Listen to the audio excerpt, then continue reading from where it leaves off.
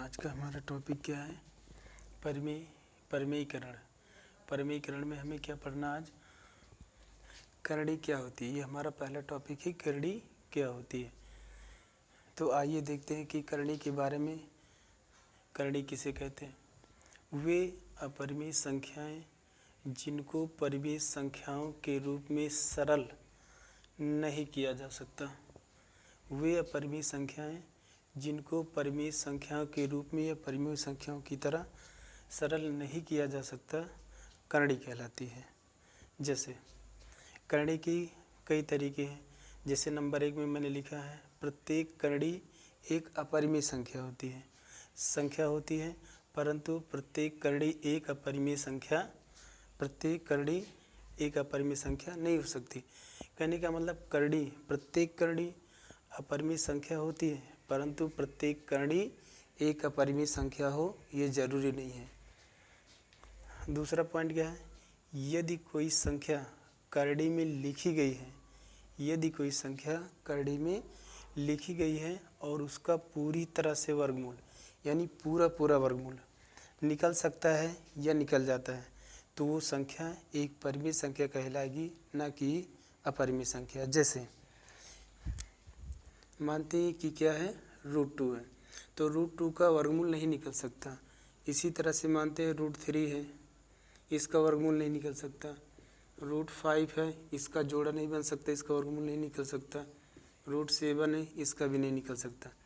लेकिन √4 है, इसका वर्गमूल निकल जाएगा, क्योंकि 4 को हम 2×2 लिख सकते हैं, तो इसका एक जोड़ा बन जाएगा और 4 का वर्गमूल 2 हो जाएगा। क्योंकि 2 जोड़े में से 1 2 जब लिख लिया जाता है तो इस संख्या 4 का ये क्या कहलाएगा, वर्गमूल कहलाएगा। इसी तरह से 9 का वर्गमूल पूरी तरह से निकाला जा सकता है, क्योंकि 3 × 3 लिख सकते हैं, अर्थात बराबर 3 हो जाएगा। इसी तरह से 16 का वर्गमूल निकाला जा सकता है। 16 का वर्गमूल क्या हो जाएगा, 16 को हम लिख सकते हैं 4×4 बराबर क्या हो जाएगा, ये 4 हो जाएगा।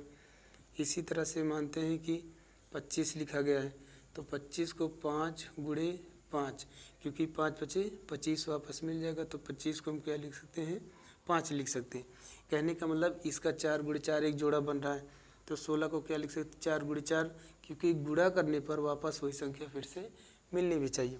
तो ध्यान से देखते हैं कि 4×4, 4 का वर्गमूल 16 का 4×4 लिख सकते हैं 16 को, और 16 को जब 4×4 लिख सकते हैं तो दोनों जोड़ों में से एक 4 लिखा जाएगा, तो इस 16 का ये क्या हो जाएगा, वर्गमूल हो जाएगा।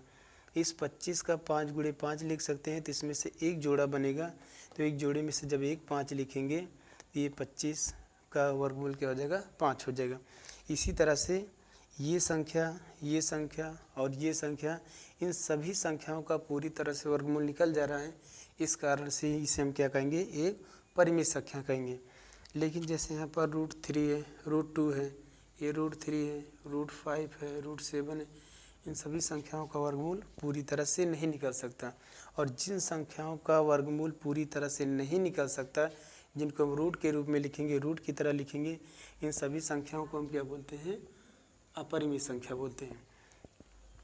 और जिन संख्याओं का पूरी तरह से रूट निकल जाएगा उसे हम क्या बोलते हैं, परिमेय संख्या बोलते हैं। अब परिमेय संख्या है क्या, थोड़ा सा इसके बारे में समझ लेते हैं।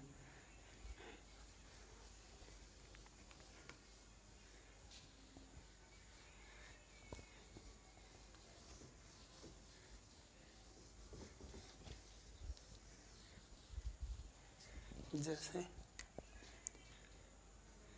परिमेय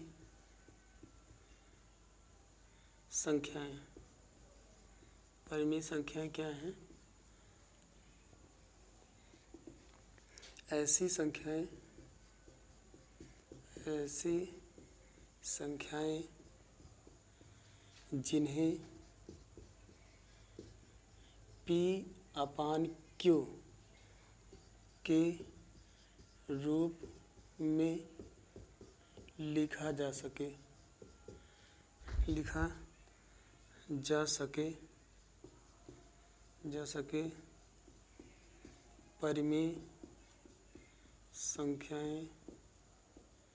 परिमेय संख्याएं कहलाती हैं।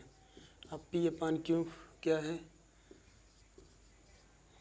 P अपान Q, P अपान Q का मतलब होता है कि अंश, ऊपर वाली संख्या को अंश बोलते हैं और नीचे वाली संख्या को हर बोलते हैं।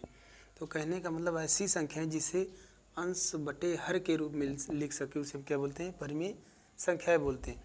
लेकिन परिमेय संख्या की एक शर्त होती है, Q नॉट इक्वल टू 0।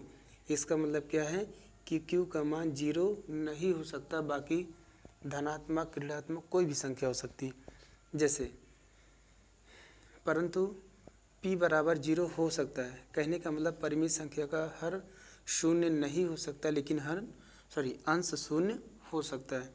तो जैसे 1/2 एक परिमेय संख्या है, 2/3 एक परिमेय संख्या है, 4/5 एक परिमेय संख्या है, 7/9 ये एक परिमेय संख्या है, 1/2 एक परिमेय संख्या है, 2/3 ये भी एक परिमेय संख्या है, 4/5 ये भी परिमेय संख्या है।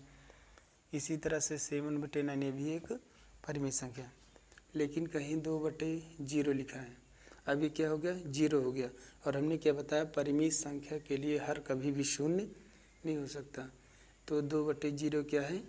एक ये परिमेय संख्या नहीं है। कहने का मतलब ये परिमेय संख्या नहीं है, परिमेय संख्या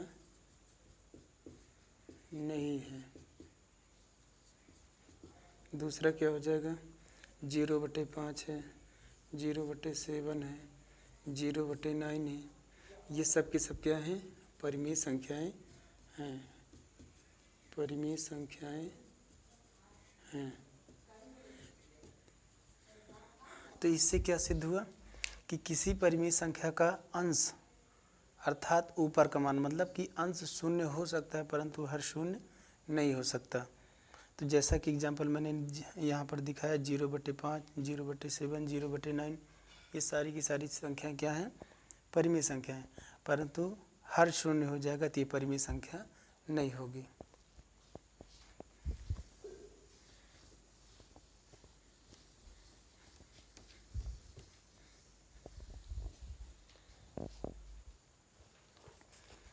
अब करड़ी कितने प्रकार की होती है देखते हैं। करड़ी के प्रकार, करड़ी मुख्यतः 3 प्रकार की होती है। नंबर 1 द्विघात करड़ी, नंबर 2 हो जाएगी त्रिघात करड़ी,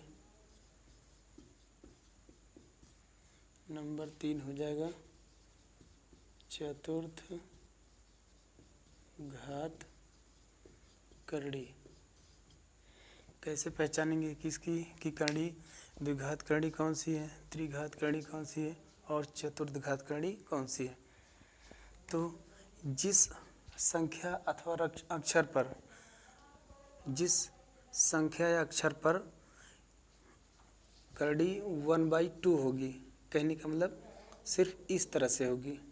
अगर इस तरह से लिखा गया है इसका मतलब क्या है? उसका मतलब होता है 1/2। लेकिन यहाँ पर यदि 2 लिखा गया तब भी यही होगा 1/2, और इसके बीच में छोटा सा ये जो अक्षर लिखा गया है ये नहीं लिखा गया तब भी इसका मतलब क्या होगा? 1/2 हो गया। लेकिन इसी की जगह पर अगर कहीं ऐसा लिखा गया है, यहाँ छोटा सा 3 लिखा गया है तो इसका मतलब हो जाएगा 1/3। यहाँ पर यदि 4 लिखा गया तो इसका मतलब क्या हो जाएगा? 1/4। इसी तरह से यहाँ पर अगर 5 लिखा गया है तो इसका मतलब क्या हो जाएगा? 1/5 हो जाएगा। तो कहने का मतलब यदि कुछ भी कोई संख्या इसके बीच में छोटा सा नहीं लिखा गया है तो उसका मतलब हो जाएगा 1/2, और यदि 2 लिखा है तब भी उसका मतलब ही 1/2 होगा। 3 लिखा गया तो 1/3, 4 लिखा गया तो 1/4। कहने का मतलब यहाँ पर जो संख्या होगी उसका बटे हम ये संख्या लिख देंगे। तो जैसे 4 है तो 1/4, यहाँ पर क्या हो जाएगा? 5 है तो 1/5। इस तरह से आगे डॉट डॉट सो ऑन।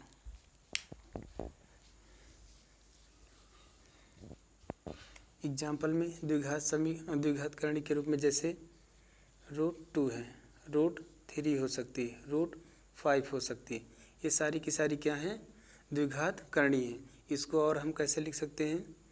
2 की पावर 1/2, 3 की पावर 1/2, क्योंकि इस करणी का मतलब क्या है 1/2 है। इस करणी का मतलब क्या है 1/2। अभी थोड़ी देर पहले जो मैंने देखा 5 यहाँ पर क्या लगा करणी, इसका मतलब क्या हो जाएगा 1/2 हो जाएगा। इसी तरह से त्रिघात करणी का एग्जाम्पल देखते हैं। जैसे यहीं पर क्या यही 2 है, कोई फ़र्क नहीं पड़ता, 2 है और यहाँ पर छोटा सा 3 लिखा गया है। यहाँ पर बड़ा नहीं, क्योंकि बड़ा होगा तो इसके साथ गुणांक हो जाएगा, और ये गुणांक नहीं होता, इस रूट का प्रतीक होता है कि वो घात में 1/2 होगा कि घात में 1/3 होगा कि घात में 1/4 होगा। तो यहाँ पर यदि छोटी सी संख्या लिखी गई इसका मतलब क्या हो जाएगा 1/3 होगा। जैसे यहाँ पर मानते हैं कि 3 लिखा है, यहाँ पर कोई संख्या 3 है, इसका मतलब क्या हो जाएगा 1/3 हो जाएगा। यहाँ पर मानते हैं कि 5 है, तो यहाँ पर इसको क्या लिख सकते हैं 1/3 लिख सकते हैं। तो जिस संख्या पर करणी 1/3 होगी उसे हम त्रिघात करणी कहेंगे। जिस संख्या पर अथवा अक्षर पर 1/2 घात होगी उसको हम द्विघात करणी कहेंगे। और इसी तरह से एग्जाम्पल के आधार पर मान लेते हैं यहाँ पर क्या लिखा है छोटा सा 4, तो इसका मतलब क्या हो जाएगा इस 2 पर 1/4 घात है। इसी तरह से 3 को भी हम लिख सकते हैं, यहाँ पर 4 लिखा है, इसका मतलब क्या है 3 की पावर 1/4। इसी तरह से 5 की पावर 4, तो ये कितना हो जाएगा चतुर्थ घात करणी।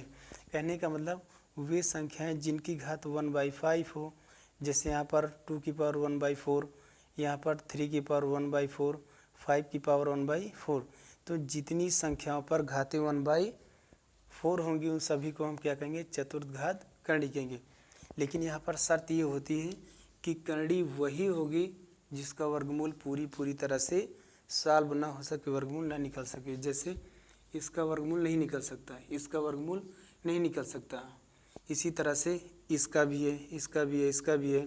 त्रिघात में देखते हैं इसका भी वर्गमूल नहीं निकल सकता, इसकी मतलब कि क्यूब नहीं निकल सकती, इसका भी क्यूब नहीं निकल सकता, इसका भी क्यूब नहीं निकल सकता। तो ये सारी की सारी संख्या क्या हैं द्विघात करणी के एग्जाम्पल हैं, त्रिघात करणी के एग्जाम्पल हैं, और ये चतुर्थ घात करणी के एग्जाम्पल हैं। अब थोड़ा सा हम वर्गमूल और घनमूल के बारे में देखते हैं, क्योंकि हो सकता है इस बातों को कुछ लोग जानते हो बाकी कुछ बच्चे नहीं जानते। तो ध्यान से देखेंगे और बेसिक को पूरी तरह से मजबूत करके आगे की ओर चलेंगे, क्योंकि हमें स्टेप बाय स्टेप पढ़ना है, और स्टेप बाय स्टेप पढ़ने से सारी बातें आपको पूरी तरह से और अच्छी तरह से समझ में आएगी, जिससे आप पूरा का पूरा एग्जाम्पल और दिए गए एक्सरसाइज के क्वेश्चन आसानी से कर सकते हैं।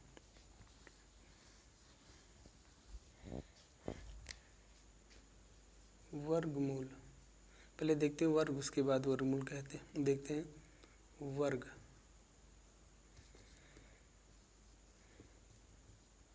स्क्वायर, इसको क्या बोलते हैं स्क्वायर। अब वर्ग क्या है, वर्ग हम कहते किसे हैं ऐसी संख्याएं या दी गई संख्याओं को उसी संख्या से गुणा करना ही क्या कहलाता है वर्ग कहलाता है। किसी दी गई संख्या अथवा अक्षर को उसी दी गई संख्या से या स्वयं से गुणा करा देने पर प्राप्त संख्या वर्ग कहलाती है। जैसे मानते हैं कि ये क्या है 2 है, 2 दी गई, इसका हमें वर्ग ज्ञात करना है। अगर 2 का वर्ग ज्ञात करना है तो हमने परिभाषा में क्या बताया, दी गई संख्या को उसी संख्या से अर्थात स्वयं से गुणा करा देने पर प्राप्त संख्या या प्राप्त राशि वर्ग कहलाती है। तो 2 का अगर हमें वर्ग निकालना है तो 2 और मल्टीप्लाई बाई 2 बराबर क्या हो जाएगा 2 दूना 4 हो जाएगा। इसी तरह से 3 का अगर वर्ग हमें निकालना है तो 3 मल्टीप्लाई बाई 3 बराबर क्या हो जाएगा 9 हो जाएगा। 4 मल्टीप्लाई बाई 4 इक्वल टू कितना हो जाएगा 16 हो जाएगा। कहने का मतलब कि जो संख्या दी जाए उसको उसी से गुणा करा देने पर, जैसे 2 मल्टीप्लाई बाई 2 तो 2 दूना ये क्या हो जाएगा 4 हो जाएगा। ये 2 4 का ये क्या हो जाएगा, ये 2 का ये क्या हो जाएगा वर्ग हो जाएगा। 3 का वर्ग क्या हो जाएगा 9 हो जाएगा। 4 का वर्ग 16 हो जाएगा। इसी तरह से 5 का वर्ग 5 गुणे 5 अर्थात 5 पचे 25 हो जाएगा। तो ये 5 का क्या हो जाएगा वर्ग कहलाएगा। और वर्गमूल क्या होता है इसी का जस्ट अपोजिट होता है। जैसे वर्गमूल, वर्गमूल में जैसे क्या है 4 है, 4 को हम क्या लिख सकते हैं 2 गुणे 2। तो ये क्या है सेम संख्या होनी चाहिए। कहने का मतलब कि सिर्फ गुणनखंड नहीं होता, जिस संख्या का वर्गमूल निकलता है उसमें सेम संख्या होती है, जैसे 2 गुणे 2 है। इसी तरह से मानते हैं 9 है तो 9 को क्या लिख सकते हैं 3 गुणे 3। 16 है तो इसको क्या लिख सकते हैं 4 गुणे 4। तो इसमें एक जोड़ा बनता है, तो जैसे 2 गुणे 2 है तो इसको हम क्या लिख सकते हैं 1 2 लिखेंगे। तो ये क्या हो जाएगा 4 का ये 2 क्या कहलाएगा, इस 4 का वर्गमूल कहलाएगा। तो ये 9 को हम क्या लिख सकते हैं 3 गुणे 3, तो 3 3 का 9।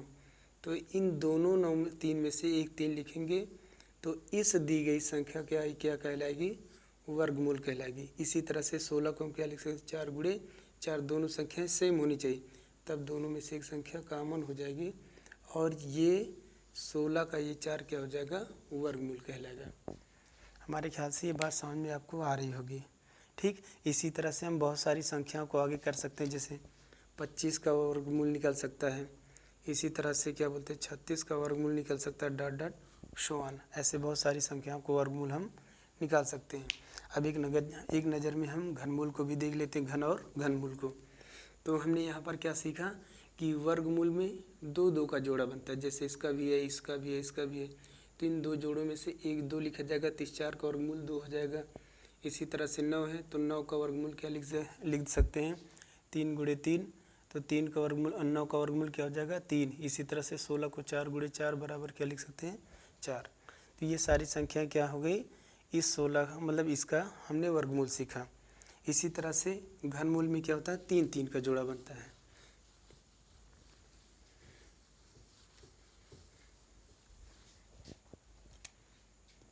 जैसे क्या है घन, हमें घन देखना है अर्थात क्यूब। क्यूब में क्या होता है सिंपल, बिल्कुल जिस तरह से घन में वर्ग में क्या होता है संख्याओं को 2 बार गुणा करते हैं। किसी संख्या का वर्ग निकालना है तो हमें दी गई संख्या को 2 बार उसी संख्या से गुणा कर देते हैं। तो यहाँ पर घन में क्या हो जाएगा 3 बार हो जाएगा। तो जैसे हमें 2 का घन निकालना है तो 2 का घन निकालने के लिए हम क्या करेंगे 2 गुणे 2 गुणे 2, 2 दूना 4 दूनी 8, ये हो जाएगा। अगर हमें 3 का घन निकालना है तो 3 को ऐसे हम घन के रूप में लिख सकते हैं, इसको हम इस तरह से भी लिख सकते हैं। तो इस 3 का मतलब क्या हुआ, इस 3 का मतलब हुआ इस पर अगर ये घात, इसे हम क्या बोलते हैं बेस बोलते हैं, अर्थात ये क्या है आधार है। और ऊपर वाली संख्या को हम क्या बोलते हैं घात बोलते हैं, इसको अंग्रेजी में क्या बोलते हैं पावर बोलते हैं। तो ऊपर वाली संख्या को हम घात अर्थात पावर बोलते हैं, नीचे वाली संख्या को हम क्या बोलते हैं बेस अर्थात आधार बोलते हैं। तो इस 3 की घात कितना है 3 है, इसका मतलब 3 गुणे 3 गुणे 3 बराबर 3 त्रिक का 9 त्रिक 27 लिख सकते हैं। इसी तरह से अगर हम निकालेंगे तो 4 का क्यूब निकालेंगे तो 4 की घात कितना है 3, इसका मतलब 4 का 3 बार गुणा है। 4 गुणे 4 बराबर क्या हो जाएगा 4 चौक 16 चौका 64। ये क्या हो गया घन निकालने का तरीका हो गया। और इसी का जस्ट अपोजिट क्या होता है घनमूल होता है। जैसे अगर मानते हैं कि 64 का वर्गमूल के निकालना, हमें घनमूल निकालना है तो 64 को क्या लिख सकते हैं आपके सामने मौजूद है। तो 64 का वर्गमूल क्या हो जाएगा 4 गुणे 4 गुणे 4, तो 4 चौक 16 चौका 64 वापस मिल रहा है इतना। और इन तीनों में से एक 4 लिखा जाएगा तो ये बराबर क्या हो जाएगा इस 64 का ये क्या कहलाएगा घनमूल कहलाएगा। इसी तरह से 3 बार गुणा करेंगे तो 2 गुणे 2 गुणे 2, तो ये क्या हो जाएगा 2 का घनमूल घन क्या हो जाएगा 8 हो जाएगा, और 8 का घन क्या हो जाएगा 2 हो जाएगा। ठीक, मेरे ख्याल से बात समझ में आ रही होगी। अब अपने टॉपिक पर आते हैं।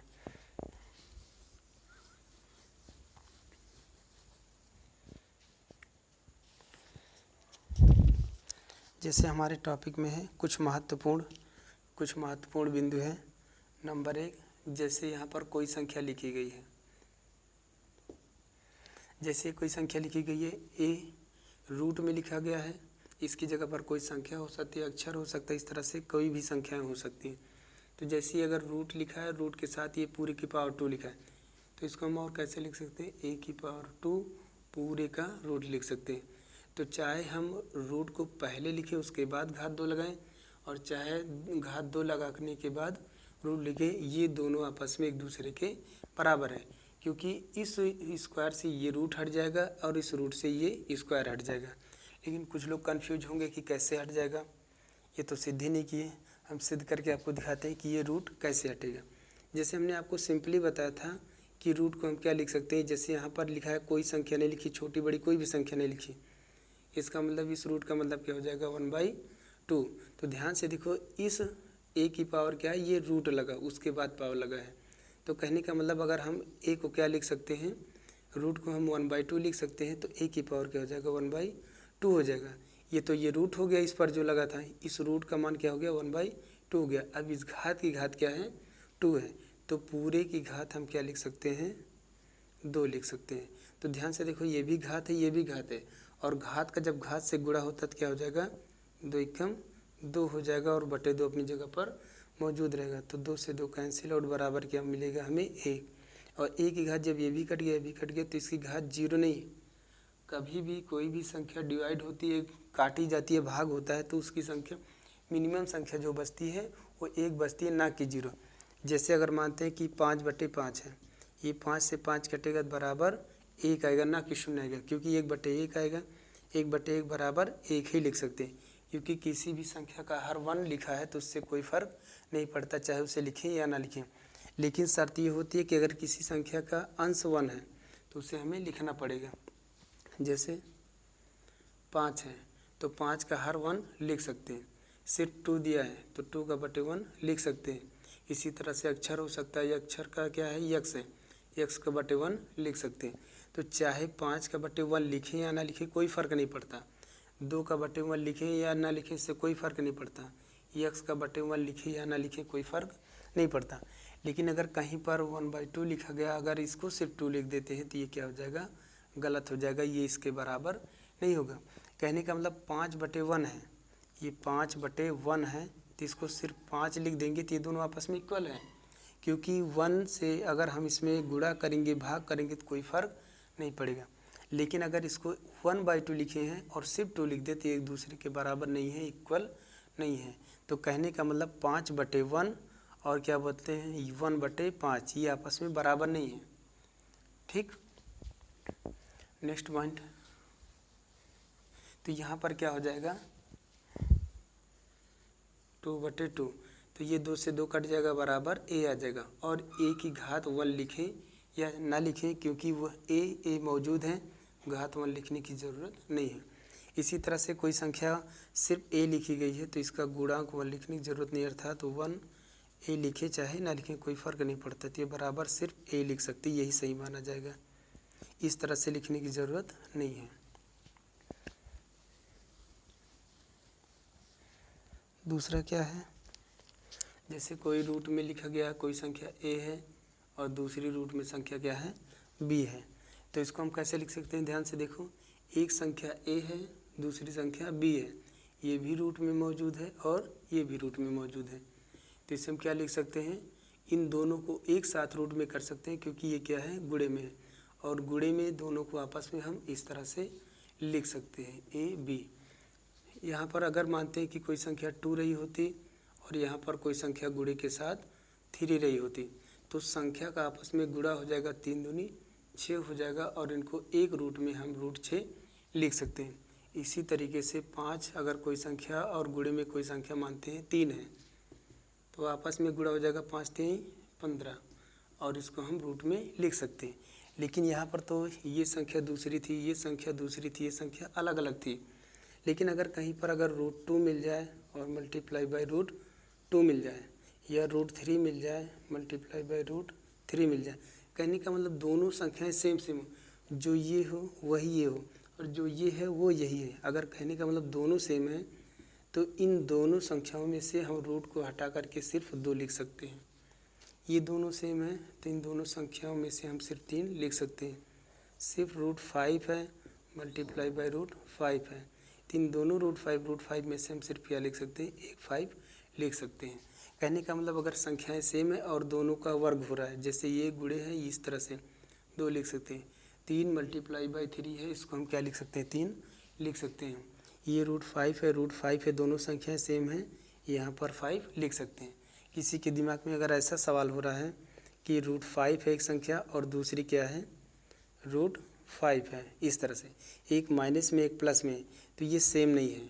इसको ना ही तो सिर्फ हम 5 लिख सकते हैं और ना ही सिर्फ 5 लिख सकते हैं, दोनों गलत है, दोनों में से किसी को नहीं लिख सकते। तो यहाँ पर इसको इस तरह से लिख सकते हैं 5 तिहाई 15, तो ये 15 हो जाएगा माइनस में और इसको हम रूट में 15 लिख सकते हैं, ये बात सही हो सकती है। लेकिन अगर सिर्फ 5 लिख दें माइनस में या सिर्फ 5 लिख दें इस तरह से, तो ये क्या होगा, गलत होगा।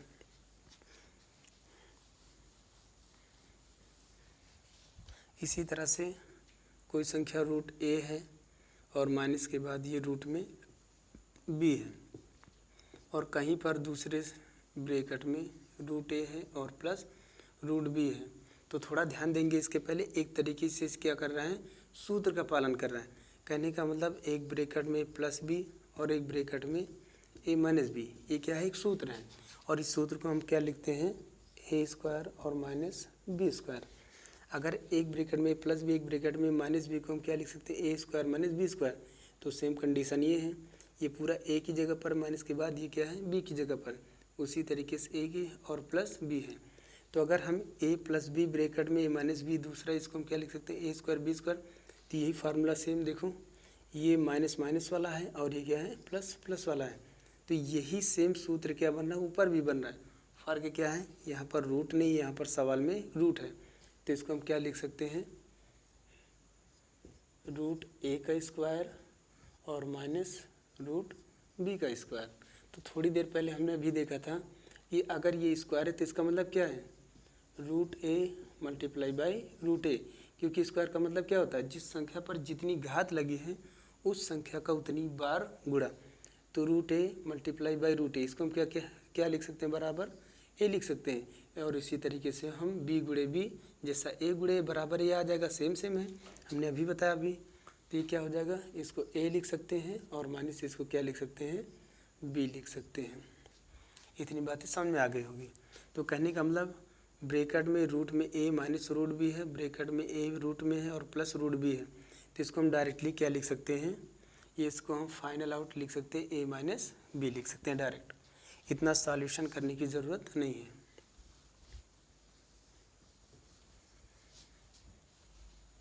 अगर किसी जगह पर किसी स्थान पर आपको मिल जाए ए अपान रूट बी, तो ये भी क्या है, रूट ही है, ये भी क्या है, रूट है। और इनको हम क्या लिख सकते हैं, एक रूट में बंद कर सकते हैं, ए अपान बी। लेकिन शर्त ये होनी चाहिए कि अगर ये रूट है 1/2 वाला और ये रूट है 1/2 वाला। कहने का मतलब यहाँ पर क्या है, ये भी रूट है, मतलब घन वर्गमूल का, और ये भी क्या है, रूट है। तो इसको एक साथ हम लिख सकते हैं। लेकिन अगर इसको क्या बोलते हैं, कहीं पर ए लिखा गया इस तरह से, मतलब 2 वाला, और यहाँ पर क्या लिखा गया कहीं पर बी में 3 वाला, तो ये क्या है, ये घनमूल का चिन्ह है और ये क्या है, वर्गमूल का चिन्ह। अब हम इनको एक साथ ए अपान बी में नहीं लिख सकते, ये और ये दोनों आपस में बराबर नहीं होंगे, क्योंकि यहाँ पर क्या है, √2 वाला है, ये क्या है, इसका वर्गमूल का चिन्ह है और ये क्या है, घनमूल का चिन्ह है। तो वर्गमूल का एक चिन्ह है, दूसरा घनमूल का चिन्ह है, तो दोनों को एक साथ नहीं लिखा जा सकता, ये क्या होगा, गलत तरीका होगा। लेकिन अगर दोनों वर्गमूल है, जैसे ये भी वर्गमूल का चिन्ह है और ये भी वर्गमूल का चिन्ह है, तो दोनों को हम एक साथ लिख सकते हैं। और इसी तरह से दूसरा क्या है, ए है और ये घनमूल का चिन्ह है और ये क्या है, बी वाला भी घनमूल का चिन्ह। अब रूट क्या है, दोनों सेम सेम है, तो इनको हम एक साथ लिख सकते हैं, ए अपान बी के रूप में। ये हमारा मेथड है, तरीका ही इसका, ये बेसिक है। क्योंकि अगर इन चीज़ों को हम समझ लेंगे तो हमारा सवाल बहुत इजी हो जाएगा, बहुत आसान हो जाएगा। क्योंकि इन्हीं के माध्यम से, इन्हीं की सहायता से हम क्या करेंगे, सवाल को आसान करके लगा सकते हैं। क्योंकि ये सवाल लगाने के क्या है, मेथड है, तरीका है।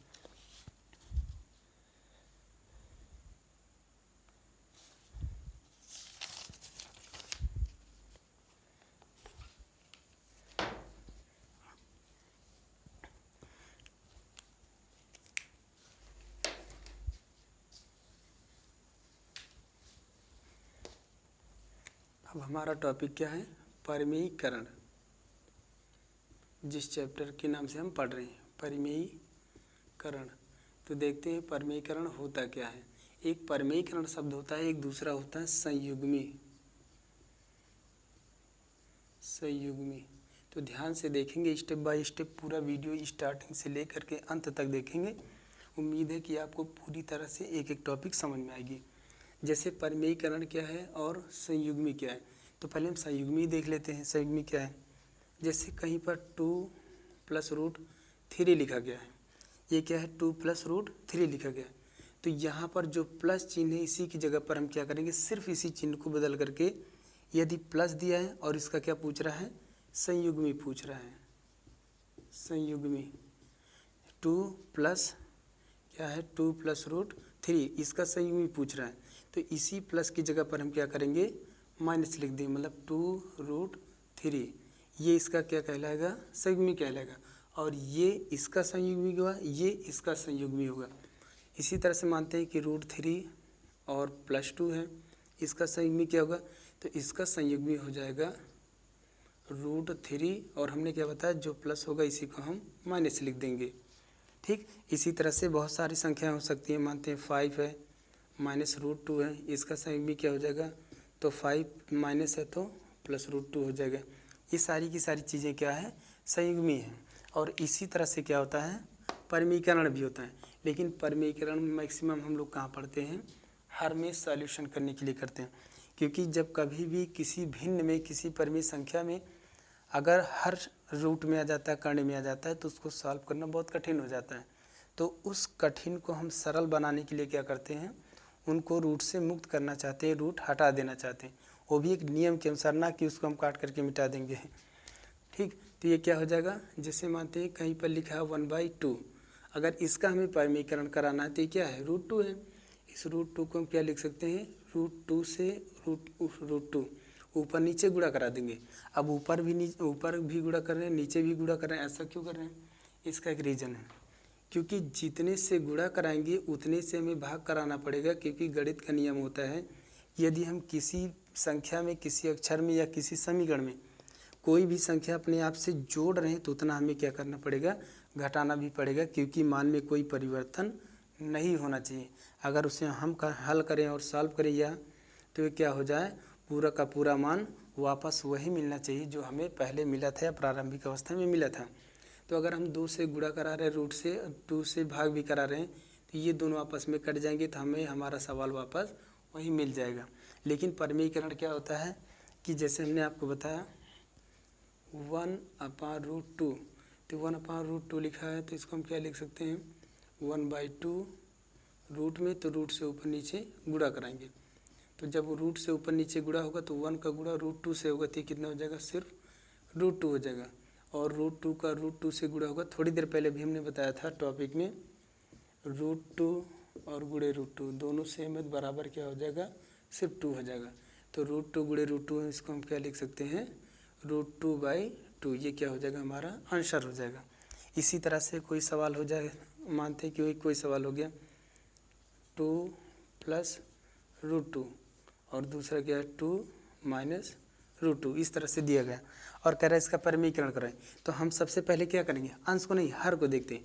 परिमेयीकरण हमेशा हर से ही होता है, एक विशेष अवस्था में अंश से होता है, बाकी हमेशा हर से ही होता है।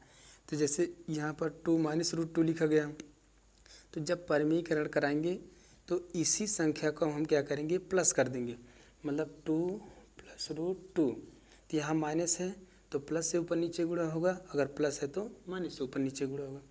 तो 2 + √2, तो ये कितना हो जाएगा, 2 + √2, 2 + √2। ये और ये क्या है, दोनों सेम सेम है। अगर ये और ये दोनों सेम सेम है तो इसको हम क्या लिख सकते हैं, 2 + √2 का होल स्क्वायर अपन ये कितना है, एक ब्रैकेट में +2 माइनस और एक ब्रैकेट में प्लस। तो ध्यान से देखें, a + b का होल स्क्वायर बन रहा है, a + b का होल स्क्वायर। तो यहाँ पर हम सूत्र से समझते हैं, a + b का होल स्क्वायर का सूत्र क्या होता है, a + b का होल स्क्वायर। इसे पढ़ते a + b का होल स्क्वायर।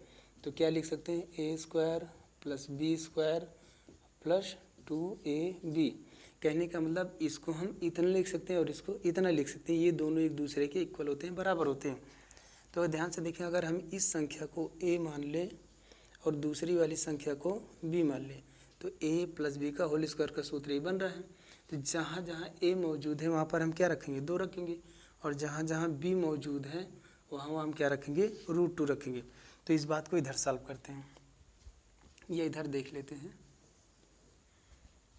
तो ये कितना हो जाएगा, a²। तो यहाँ पर रखेंगे तो 2 का स्क्वायर होगा प्लस प्लस b का स्क्वायर, क्योंकि b² होगा तो √2 का स्क्वायर, और प्लस क्या हो जाएगा 2, और a की जगह पर क्या है 2, b की जगह पर क्या है √2। तो ये 2 सूत्र का हो जाएगा 2ab, तो 2 ये हो जाएगा सूत्र का, और a मतलब a का मान, और b मतलब क्या हो जाएगा √2। तो 2√2 ये कितना हो जाएगा, 2 दूना 4, क्योंकि 2 की घात क्या है 2 है, तो इसका मतलब 2 का 2 बार गुणा, तो 2 दूना 4 ये हो जाएगा, और प्लस √2 2 बार गुणा, इसका मतलब क्या लिख सकते हैं 2 लिख सकते हैं, जैसा कि यहाँ पर लिखा गया है, प्लस 2 दूना 4√2।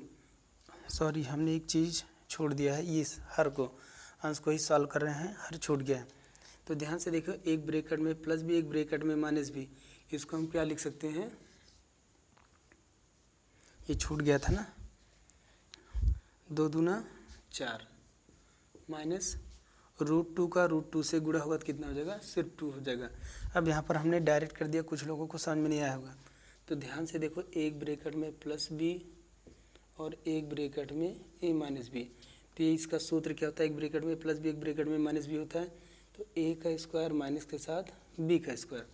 ध्यान से देखो, एक ब्रैकेट में प्लस बी, एक ब्रैकेट में माइनस बी, तो a का स्क्वायर मतलब 2 दूना 4 का स्क्वायर 4 हो जाएगा, और √2 कितना हो जाएगा, सिर्फ 2 हो जाएगा, क्योंकि रूट में है तो रूट हट जाएगा। नेक्स्ट कितना हो जाएगा, ये 2 दूना 4, √2 कितना हो जाएगा, सिर्फ 2 हो जाएगा, 2 दूना 4√2 मतलब 4√2 अपान क्या हो जाएगा, 4 में से 2 माइनस होगा तो 2 हो जाएगा, और इस तरह से क्या हो जाएगा 4 2 6 और √4 अपान 2 हो जाएगा। अब ध्यान से देखो, इसमें ये क्या है 6 है, ये क्या है 4 है, दोनों में 2 घनिष्ठ होगा ही, कामन मिल जाएगा, तो हम दोनों में से क्या ले लेंगे, 2 कामन ले लेंगे। तो जब 2 कामन हो जाएगा, 2 तिहाई 6 और प्लस 2 रूट में अपान क्या हो जाएगा 2, 2 से 2 कैंसिल आउट। यहाँ पर अगर हम ध्यान से देखें तो कामन का मतलब क्या होता है, कामन का मतलब ये होता है कि एक ऐसी संख्या जो इसमें भी भाग देने पर कट जाए और इसमें भी भाग देने पर पूरी तरह से कट जाए, दशमलव या भिन्न में आने के कोई चांस नहीं होने चाहिए। जैसे यहाँ पर हमने 2 कॉमन लिया, तो ध्यान से देखो, गुणा करने पर अगर जिस संख्या को हमने कॉमन लिया है, जैसे यहाँ पर हमने 2 कॉमन लिया, तो 2 से इसमें अगर हम गुणा कराएं जिस संख्या में से हमने कॉमन लिया है, तो वापस ये संख्या हमें मिलनी चाहिए। क्या ऐसा हो रहा है? अगर ऐसा हो रहा है तो सही है, अगर ऐसा नहीं हो रहा तो इसका मतलब हमने कॉमन गलत दे लिया। जैसे चेक करते हैं, 2 तिहाई 6 प्लस प्लस 2 दूना 4, इसके साथ गुणा होगा, रूट के साथ होगा, तो यहाँ पर ये क्या है, सिर्फ 2 है ना, तो कहने का मतलब 2 के साथ कोई संख्या आगे है नहीं है। ठीक, जैसे कहने का मतलब यहाँ पर 2 लिखा गया है तो इसके आगे कोई संख्या नहीं है, यहाँ पर 1 माना जाता है, लेकिन लिखा नहीं जाता। ध्यान से देखो, सिर्फ √2 है, 2 का गुणा इसके साथ होगा तो सॉरी, यहाँ पर कुछ गलतियाँ हो गई हैं, ये 2√2 होगा। ठीक, अब सही हुआ, क्योंकि गुणा कराने पर 2 तिहाई 6 वापस आ जाएगा, और प्लस अपनी जगह पर 2 दूना 4 और √2 अपनी जगह पर मौजूद है। अब ये सही हो गया, पहले गलत हो गया था। ठीक, वो मिस्टेक हो गया था लिखने में। तो 2 से 2 कैंसिल आउट, तो 3 + 2√2 ये हमारा क्या हो जाएगा, आंसर हो जाएगा। ये हमारा संयुग्मी, अगर मानते हैं कि इस तरह से कोई सवाल दिया है, इसका एक मेथड और हम बहुत प्यारा मेथड देखते हैं, बहुत आसानी से। जैसे हमने आपको बताया ये सवाल, ये हमारे ख्याल से उम्मीद करते हैं आपको समझ में आ गया होगा। अगर आप पूरा स्टार्टिंग से स्टेप बाय स्टेप देखेंगे तो ज़रूर समझ में आएगा। अब इस तरह से मानते हैं कि अगर कोई सवाल दे दिया जाए, जैसे 1 - √3 है अपान 1 + √3 है, इस तरह से दिया गया है। अगर इस तरह से कोई भी सवाल हमें दिया है और यहाँ पर सीधा सीधा वो कह दे कि हल करो या हल कीजिए, ठीक, तो हल कीजिए, तो आप क्या करेंगे, आप कुछ नहीं करना, इसमें कुछ भी नहीं सोचना। इस टाइप का कोई भी सवाल दिया है तो आपको सीधा सीधा करना है कि इसको हम क्या करेंगे, परमीकरण करवा देंगे। और परमीकरण कहाँ से होता है, देख करके, हर को देख करके। 1 + √3 है तो हम क्या लिखेंगे, 1 - √3 से ऊपर नीचे गुणा। तो यहाँ पर हम देख लेते हैं 1 minus root three 1 plus root three. तो हम क्या करेंगे 1 माइनस, यहाँ प्लस है तो माइनस से ऊपर नीचे गुणा, और ये क्या हो जाएगा 1 माइनस रूट थ्री। अब क्या करेंगे, इसी को जैसे हमने इस क्वेश्चन को सॉल्व किया ठीक उसी तरीके से स्टेप बाय स्टेप इसको भी हम सॉल्व करते जाएंगे और हमारा आंसर आ जाएगा। ठीक, अब इस एक्सरसाइज के जितने भी क्वेश्चन हैं हम आपको अगले वीडियो में बताएंगे, और हमारे पूरे क्वेश्चन को अच्छे से समझने के लिए आप हमारे अगले वीडियो को देखिए, जिसमें हम इसके पहली एक्सरसाइज को पूरी तरह से बहुत आसान में और आसानी से समझाते हुए सॉल्व करेंगे। ठीक।